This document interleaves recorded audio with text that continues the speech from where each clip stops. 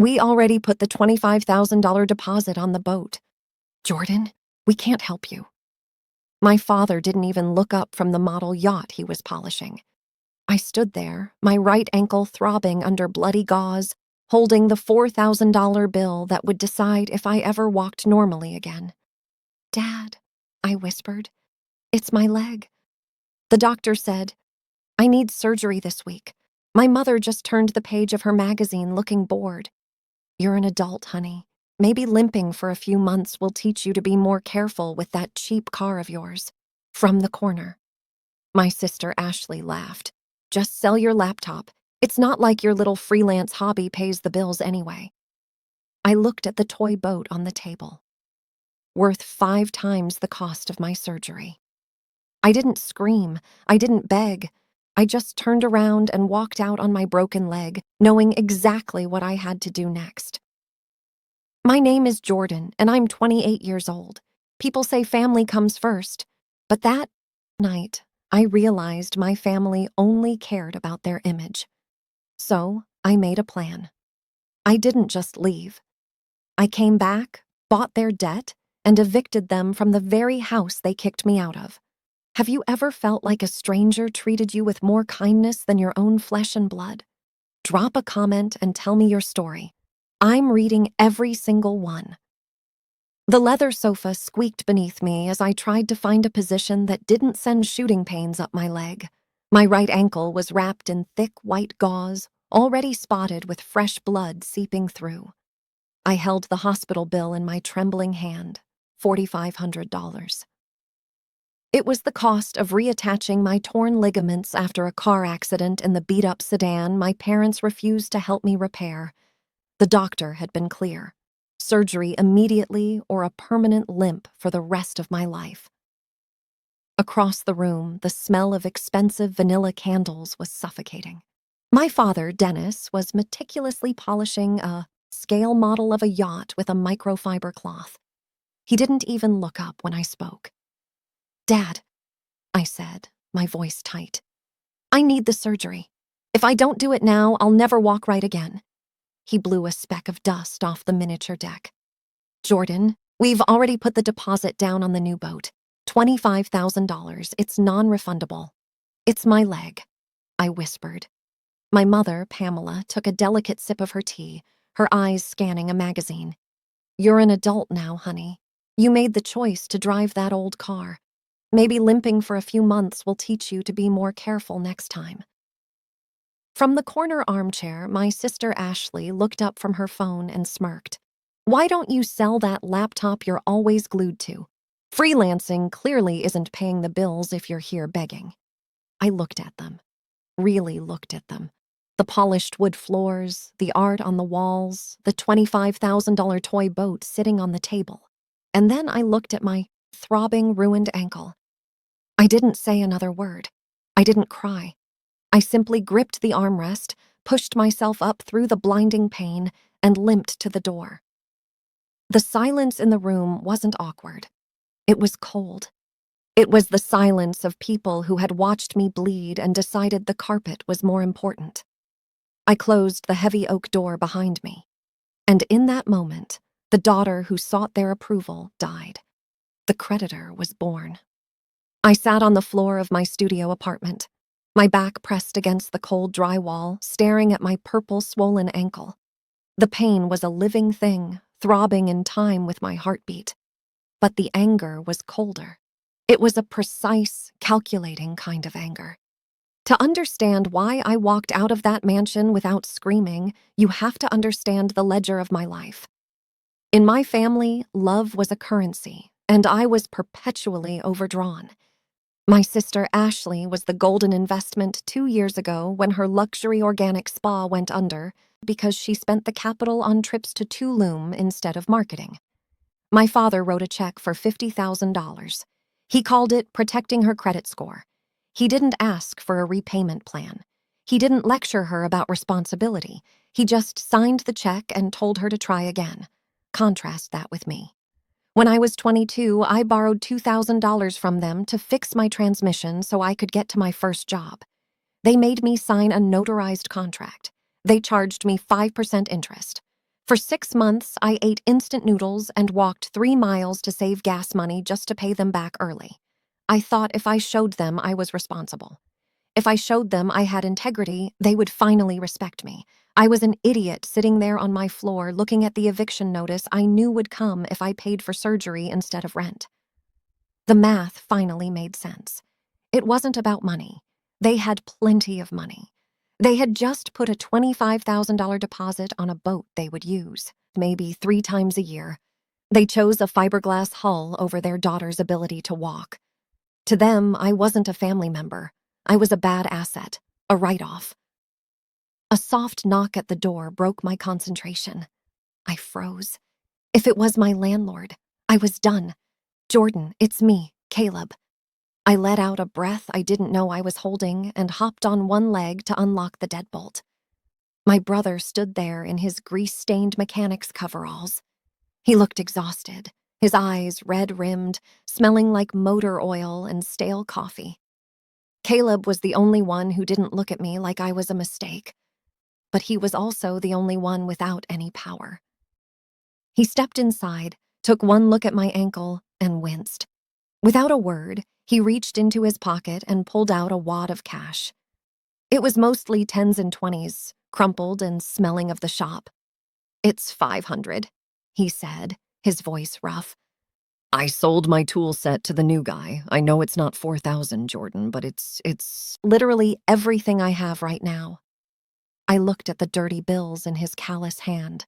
My parents had millions in assets and wouldn't give a dime.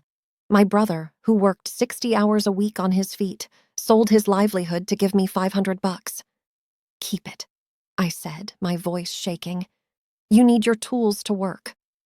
"Take it," he insisted, shoving the money into my hand. "Please, I can't watch you lose your leg because they're monsters." I took the money, not because it would pay for the surgery, it wouldn't even cover the anesthesia, but because I needed to remember this moment. I needed to remember that while the people in the mansion let me bleed, the brother with nothing gave me everything. That night, after Caleb left, I didn't sleep. I made a decision. I wasn't going to be the victim anymore. I went to a predatory lender the next morning, signed a loan with an interest rate that should have been illegal, and paid for my surgery. I was going to walk again. And once I was back on my feet, I was going to make sure my parents paid for every single step. 2 weeks after the surgery, I was sitting on my thrift store couch staring at a bowl of lukewarm ramen. My leg was in a cast, propped up on a stack of old magazines. I was physically healing, but financially, I was bleeding out. The predatory loan payments were due in 3 days, and I had exactly $42 in my bank account.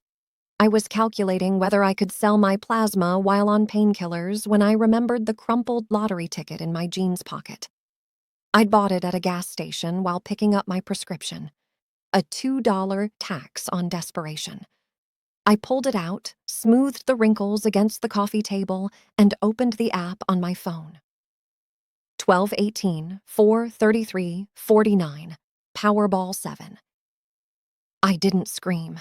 I didn't jump up and dance around the room. I didn't call Caleb. I just sat there in the absolute terrifying silence of my apartment, listening to the refrigerator hum. $12, $1,000,000.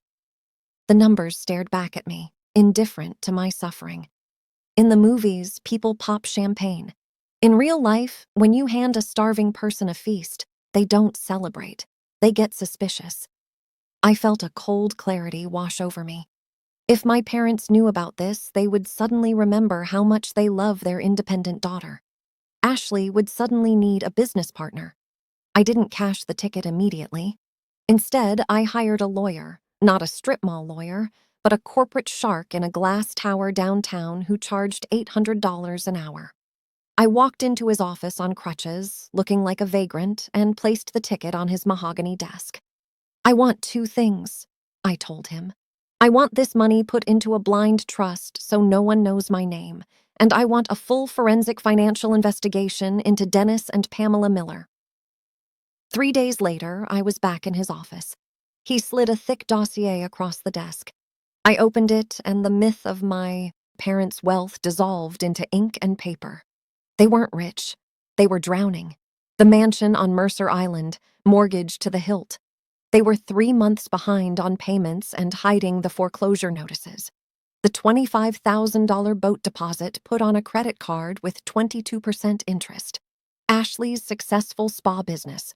It was bleeding cash, surviving only because my father was illegally siphoning equity from the house to cover her payroll. I stared at the red numbers. They had refused me $4,000 to save my leg while they were hemorrhaging $500,000 to save their egos. They weren't just cruel, they were frauds. They were playing a game of chicken with bankruptcy, and they were losing.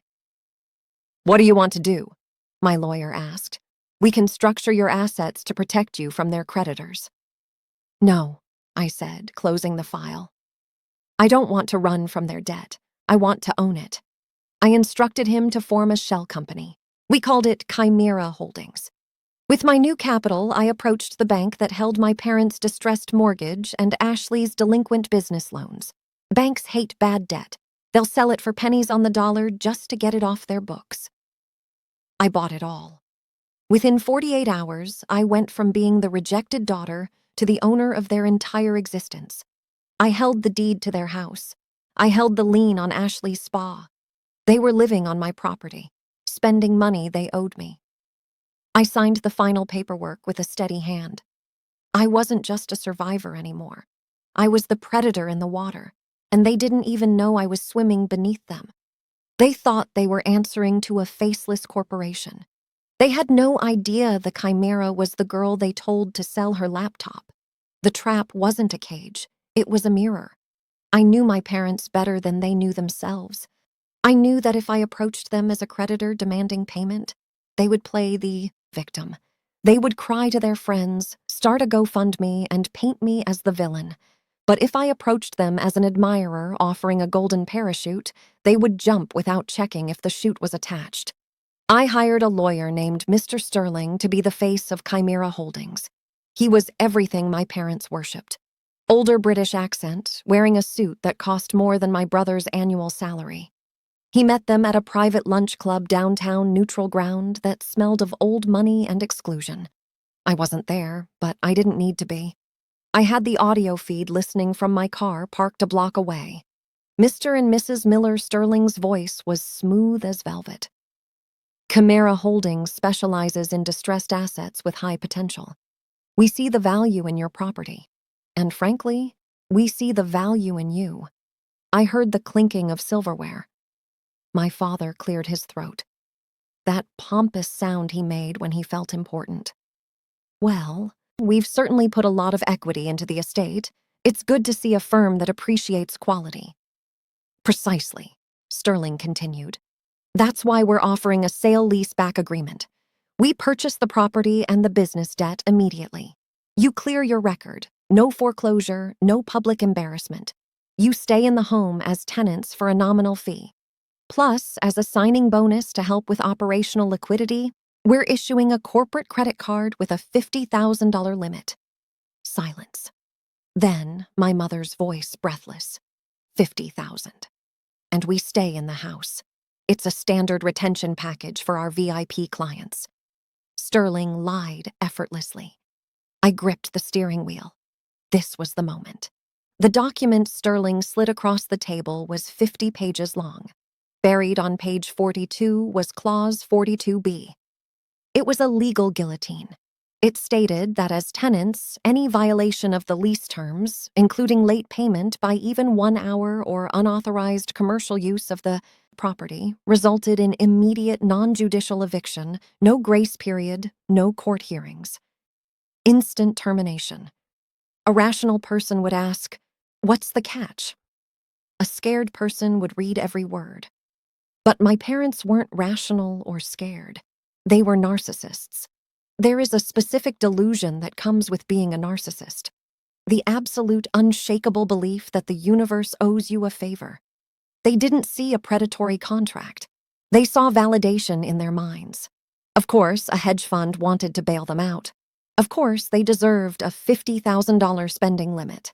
They viewed luck not as a random occurrence, but as a character trait. They believed they were immune to consequences because in their version of the story, they were the heroes. Arrogance isn't just a flaw, it's a blindfold. They didn't read the contract because they couldn't conceive of a world where someone was smart enough to trick them. "Where do we sign?" Dennis asked. I heard the scratch of the pen. It was the sound of a lock clicking shut. "Excellent," Sterling said. "Welcome to the Chimera family." As they laughed and ordered a second bottle of wine on their new tab, I took my headphones off. They thought they had just cheated the system. They thought they had found a loophole that would let them keep their lifestyle without paying the price. They didn't realize that the VIP package was just the last meal before the execution. I drove back to my apartment, the signed digital copy of the contract already hitting my inbox. I opened it and scrolled to the signature line. Dennis Miller, Pamela Miller. They hadn't just signed a lease, they had signed a confession of their own greed. The clock was ticking, and I was the only one who could hear it. Thanksgiving at the Miller household was never just a dinner. It was a stage play designed to showcase how perfect their lives were. But this year, fueled by the Chimera Holdings credit line, it was a coronation. I sat at the far end of the long mahogany table, picking at my stuffing. The room was suffocatingly warm, filled with the scent of roasted turkey and expensive perfume. Ashley was holding court, waving a glass of vintage wine paid for unknowingly by me. She was wearing a new diamond tennis bracelet that glittered under the chandelier. "It's just so refreshing to finally work with partners who understand vision," Ashley gushed, gesturing vaguely with her wine glass. "Chimera isn't like those stuffy banks. They get it. They know you have to spend money to make money." My father nodded, slicing the turkey with a ceremonial gravity that made me want to laugh. "Exactly. It takes a certain caliber of person to attract that kind of investment. They saw the potential in this family." Then he paused, the carving knife suspended in the air, and looked down the table at me. His eyes were heavy with pity. "You should take notes, Jordan. Look at your sister.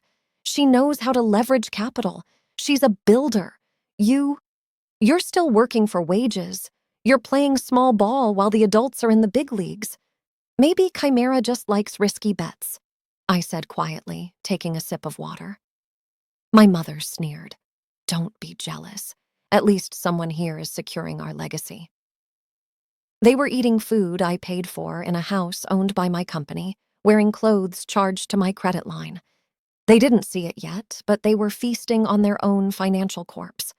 I no longer felt insulted, only detached, like a scientist watching lab rats devour poisoned bait. 3 weeks later, the bill came due. On the night their lease payment to Chimera Holdings was due, I quietly switched the payment gateway to maintenance. Dennis tried to pay. It failed. He didn't call. He didn't document anything. He assumed the rules didn't apply to him. At midnight, the system logged the payment as missed. Automatically, Clause 42B triggered. Immediate lease termination and eviction. The house was mine. So were the loans. Tomorrow, I would introduce them to their landlord. I summoned them to a compliance review. They arrived late and furious, demanding to see Mr. Sterling. I turned in my chair. "You'll deal with the chairman." Dennis laughed until I told him the truth. I owned Chimera Holdings. I owned his debt, and he was past the eviction deadline. Slide by slide, I showed them everything. How cheaply I bought their bad debt. How they squandered operating capital on cruises and handbags. How they signed the clause they never bothered to read. "You didn't trick us," my mother whispered. "No," I said calmly. "You tricked yourselves." Dennis lunged at me in rage. Security restrained him instantly. "You own nothing," I said. "You have 1 hour to vacate before the locks change." As they were dragged out, Dennis spat one last threat, boasting about hidden Cayman accounts. I pulled out a single document. IRS Form 211. "I already reported those," I said, 12 weeks ago. Moments later, IRS criminal investigation agents entered. Dennis and Ashley were arrested for tax evasion and wire fraud. The government would seize the offshore money. My whistleblower reward would be $600,000. I walked outside into the cold air. It didn't smell like money. It smelled like freedom. I called the only person who mattered. "Pack your bags," I said. "I just bought the auto shop. We're starting over. Never underestimate the quiet one in the room. They're not weak. They're patient.